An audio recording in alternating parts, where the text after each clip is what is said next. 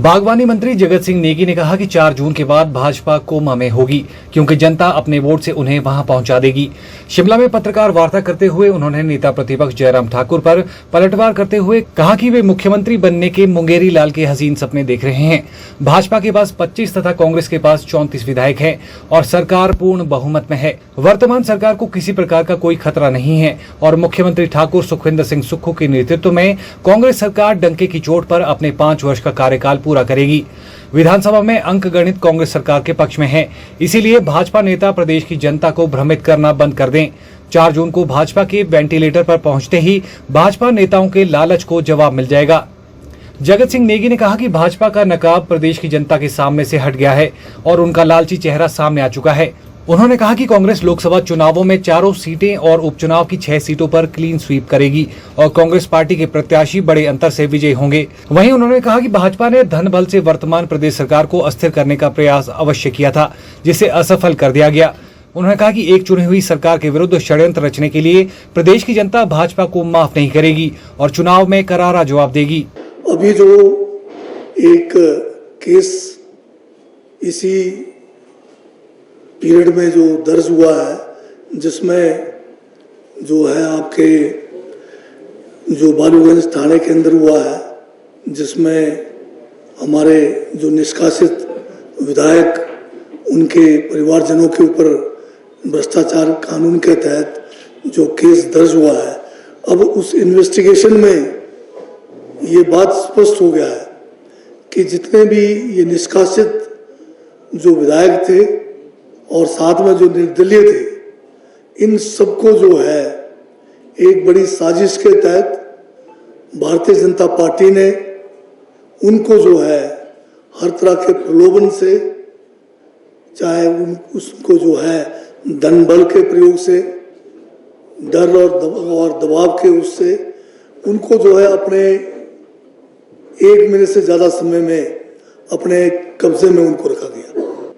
तो इन जो इन्वेस्टिगेशन में अब ये बात स्पष्ट हो गया है कि सारा का सारा षड्यंत्र जो है भारतीय जनता पार्टी ने रचा है और भारतीय जनता पार्टी ने ये जो घिनौनी हरकत की है, इसको जो है प्रदेश की जनता कभी माफ नहीं करेगी। देश में विकास को गति देने के लिए, उस गति को रोकने में भारतीय जनता पार्टी ने जो कोशिश की, जो एक साजिश के तहत अब आप देख रहे होंगे कि लंबे समय से सारा विकास का काम हिमाचल प्रदेश में ठप पड़ा हुआ है, क्योंकि अब दोबारा से चुनाव में जाना पड़ रहा है। दोबारा से जो है लंबा समय जो है आपका इसमें जो मॉरल कोड ऑफ कंडक्ट लग गया है। बहुत सारे हमारे इलाके हैं जहां पर लिमिटेड जो है सीजन है, जहां पर काम करने के लिए हमें जो है मौका मिलता है। पिछली मर्तबा भारी बरसात के कारण यहाँ पर जो त्रासदी के कारण भी विकास के काम बाधित हुए। इस बार भारतीय जनता पार्टी ने जो है अपनी घिनौनी हरकत के तहत जो है सारे काम जो है सारा विकास के काम को यहाँ रोका है। ये जो है गवर्नर मोदी को भी इस कांड के अंदर घसीट के लाया है। गवर्नर मोदी के पास जाकर उन पर दबाव डाल रहे हैं भारतीय जनता पार्टी के लोग कि आप स्पीकर साहब को कहिए कि इनका इस्तीफा जल्दी से मंजूर कीजिए। आप जानते हैं कि भारतीय संविधान में गवर्नर का जो अपना अलग जो है इनका जो पोस्ट है वो अलग है, स्पीकर अलग है और इसी तरह से हर एक का कार्य क्षेत्र भी संविधान ने बांट कर दिया है। जो गवर्नर का कार्य क्षेत्र है या जो माननीय स्पीकर का कार्य क्षेत्र है वो अलग है और एक दूसरे से जो है ये बिल्कुल जो है इंडिपेंडेंटली काम करते हैं। अगर इस किस्म की दबाव की राजनीति ये अपने जो है केंद्र सरकार के उसका फायदा उठाकर संविधान के नियमों को ताक पे रखकर काम करेंगे,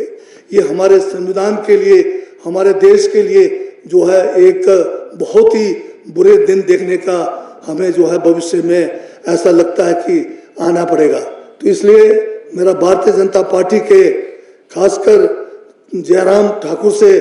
इनसे आग्रह करना है कि आपको 5 साल के लिए जनता ने जो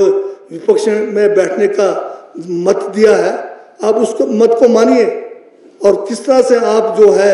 इस सरकार को गिराने के लिए तरह तरह के हथकंडे अपना रहे हैं, ये प्रदेश की हिमाचल की जनता है, कभी आपको इसके लिए माफ नहीं करेंगे। आपने हिमाचल का विकास रोका हुआ है,